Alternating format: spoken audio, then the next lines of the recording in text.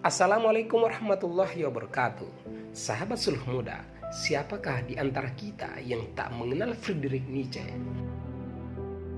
Nietzsche adalah seorang filsuf asal Jerman yang dikenal lantang mengkritik pemikiran-pemikiran tentang agama.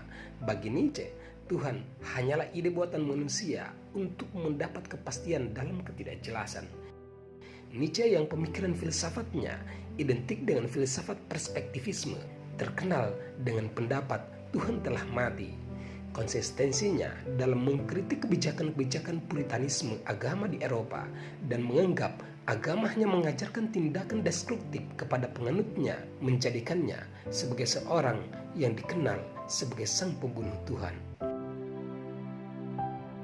Sahabat suluh muda, namun siapa sangka pandangan-pandangan buruknya terhadap ajaran agama di Eropa ternyata tidak begitu berlaku bagi agama Islam.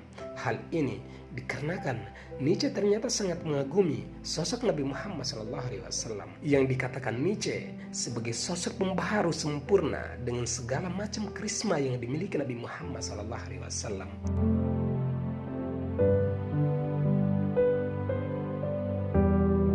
Ian Almond, seorang orientalis asal Inggris, menjelaskan dalam bukunya yang berjudul Nietzsche Berdamai dengan Islam.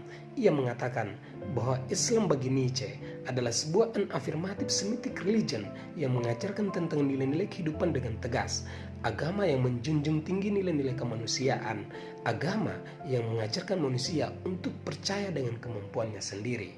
Apresiasi Nietzsche terhadap Islam terutama dikarenakan agama ini mengeluhkan jihad sebagai perjuangan untuk mempertahankan keyakinan.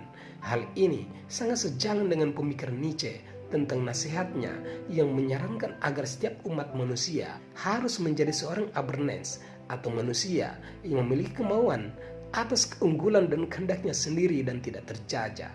Sahabat suluh muda, dalam Islam konsep ini kita kenal dengan sebutan insan kamil. Nietzsche beranggapan bahwa setiap manusia harus melepaskan hambatan berupa nilai-nilai moral yang mengikatnya. Ia menganggap ilmu, bahkan juga filsafat, menjadi penghambat utama dalam tahapan perkembangan wajar manusia. Maka, ketika belenggu itu bisa dilepaskan, manusia akan menjadi sosok final yang sempurna. Dan Nietzsche pun menemukan itu semua dalam ajaran Islam. Walau pada kenyataannya, ia menganggap Islam sama seperti agama pada umumnya karena ia sangat konsisten dengan pendapatnya yang mengatakan bahwa semua agama adalah alat untuk melakukan manipulasi dan mengendalikan pikiran manusia. Sahabat suluh muda, Nietzsche mengatakan kekagumannya akan sosok Nabi Muhammad SAW ternyata sudah terjadi sejak masa mudanya. Hal ini terdapat pada sebuah surat yang ia kirim kepada sang adik Elizabeth Nietzsche pada 11 Juni 1865. Nietzsche muda tak hanya bicara soal penolakannya bersekolah di seminari gereja, ia juga bicara tentang juru selamat manusia. Ia katakan bukanlah Yesus tetapi Muhammad namanya. Benar saja, Nietzsche pada waktu itu salah dalam menuliskan ejaan pada nama tersebut. Ia menulisnya dengan kata Muhammad, namun sangat jelas sosok yang ia tuju pada surat tersebut adalah sang nabi dari gurun kering di tanah Arab, yakni sosok baginda Rasulullah SAW. Ia juga mengatakan, walaupun ia bukan seorang penganut agama yang dibawa oleh Nabi Muhammad SAW, namun ia mengakui bahwa dirinya adalah seorang penganut Muhammadanisme.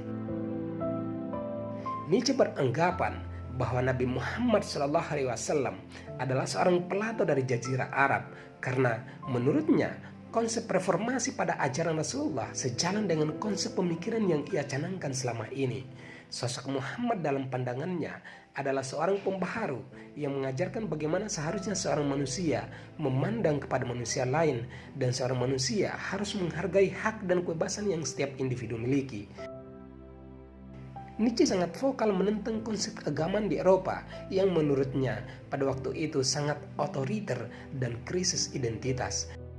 Nietzsche juga menganggap bahwa Islam adalah sekutu dalam mendobrak kemunafikan otoritas keagamaan di Eropa.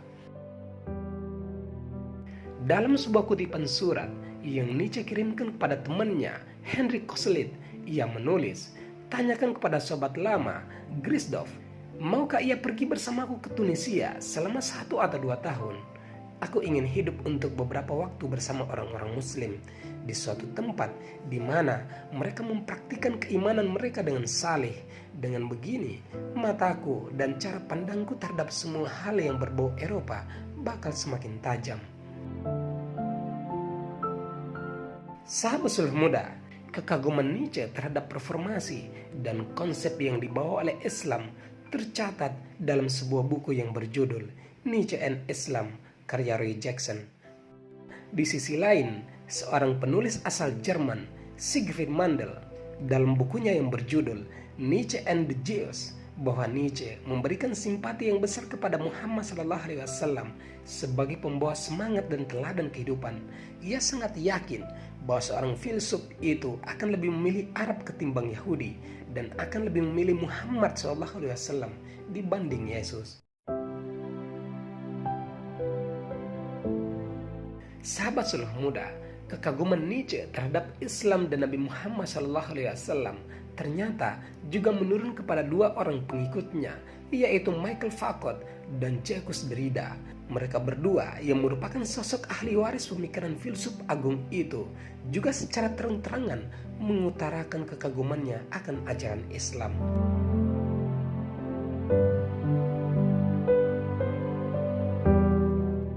Begitulah sosok Nabi Muhammad SAW yang dikatakan di dalam Al-Quran surat Al-Ahzab ayat 21 bahwa telah Allah jadikan sebagai uswatun hasanah.